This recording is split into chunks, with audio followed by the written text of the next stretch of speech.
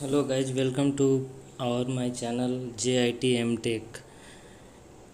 Guys, हम लोग आज DRDO टेक्नीशियन ए के लिए जो पेपर हुआ उसका एनालिसिस करने जा रहे हैं कि ये क्वेश्चंस किस किस टॉपिक से लिए गए हैं।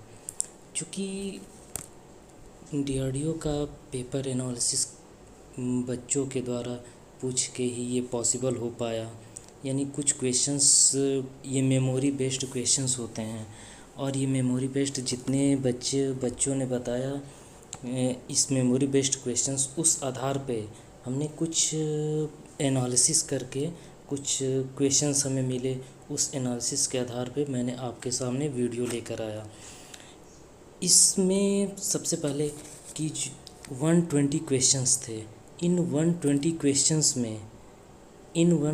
क्वेश्चंस में ये देखा गया कि फर्स्ट 1 से लेकर 40 तक के क्वेश्चंस नॉन टेक से रिलेटेड थे और 41 से लेकर 120 तक क्वेश्चंस टेक्निकल क्वेश्चंस थे, जिसमें जिसमें इसमें पार्ट वाइज नहीं बनाया गया है, बल्कि 1 से 40 तक नॉन टेक और 41 से लेकर 120 तक टेक्निकल क्वेश्चंस बनाए गए हैं। इन क्वेश्चंस में हम पहले एनालिसिस करें तो पहले GS से रिलेटेड क्या क्वेश्चंस आए। इस क्वेश्चंस में सबसे पहला मेमोरी बेस्ड क्वेश्चंस ये था कि राष्ट्रपति पर महाभियोग की चर्चा संविधान के किस आर्टिकल के तहत की गई है। तो इसमें ये देखा गया कि इसी तरह के संविधान से एक आध दो और क्वेश्चंस थे, लेकिन चूँकि हम पहले ही बताया आपको कि ये मेमोरी बेस्ड क्वेश्चंस थे, जिस आधार पे उस बच्चे को जो है एक क्वेश्चंस याद था। इस क्वेश्चंस में जैसे राष्ट्रपति ये दिया गया कि राष्ट्रपति पर महाभियोग की चर्चा किस आर्टिकल में है। तो ये आर्टिकल 61 में यानी अनुच्छेद 61 में राष्ट्रपति पर महाभियोग लगाने की चर्चा है। महाभियोग का मतलब ये होता है कि राष्ट्रपति को मतलब उसके पद से हटाने की प्रक्रिया महाभियोग कहलाती है। इसी प्रकार दूसरा क्वेश्चंस ये पूछा गया था कि कांग्रेस की स्थापना कब हुई थी। तो कांग्रेस की स्थापना देखें तो कांग्रेस की स्थापना 1885 ईस्वी में हुई थी। जिस समय स्थापना की गई थी उस समय इसके अध्यक्ष जो A.O. ह्यूम थे। फिर तीसरा क्वेश्चंस मेमोरी बेस्ड क्वेश्चंस ये था कि उपभोक्ता आंदोलन यानी उपभोक्ता आंदोलन कब हुआ था, किस सन में हुआ था। तो 1960s में उपभोक्ता आंदोलन किया गया था। और चौथा क्वेश्चन ये था कि ये पूछा गया था कि हॉकी की टीम में कितने खिलाड़ी होते हैं। तो हॉकी की टीम में आपको ऑलरेडी पता है कि 11 खिलाड़ी होते हैं। फिर अगला क्वेश्चन ये पूछा गया था कि बारदौली सत्याग्रह कब हुआ था। तो बारदौली सत्याग्रह जब ये सरदार वल्लभ भाई पटेल के द्वारा बरदौली में हुआ था और यह बारदौली सत्याग्रह जून 1928 में हुआ था। और ये बारदौली सत्याग्रह किसानों के हित के लिए जो है ये बारदौली सत्याग्रह किया गया था और जिसमें सरदार वल्लभ भाई पटेल ने वहाँ पे नेतृत्व किया था। तो जब यह सत्याग्रह सफल हुआ तो उस समय बारदौली की महिलाएं वल्लभ भाई पटेल को सरदार की उपाधि दी थी। इसीलिए तभी से सरदार वल्लभ भाई पटेल जी का नाम जो है उनके नाम के आगे सरदार जोड़ा गया। फिर अगला नेक्स्ट क्वेश्चन ये था कि चींटी के डंक में कौन सा अम्ल पाया जाता है। तो चींटी के डंक में फॉर्मिक एसिड पाया जाता है। चींटी के डंक में फॉर्मिक एसिड पाया जाता है।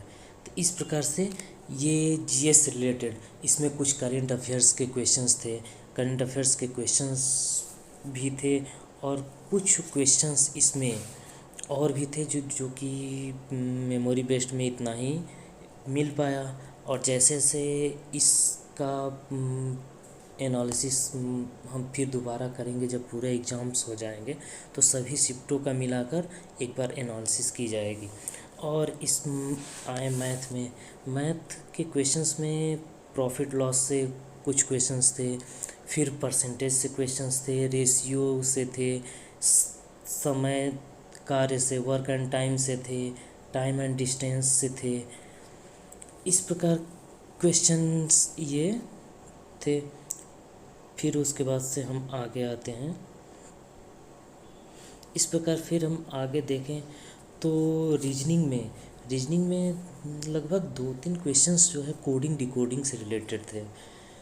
उसके बाद से सीटिंग अरेंजमेंट्स से कुछ क्वेश्चंस थे, ब्लड रिलेशंस थे, लॉजिकल रीजनिंग, वेन डायग्राम से भी क्वेश्चंस थे।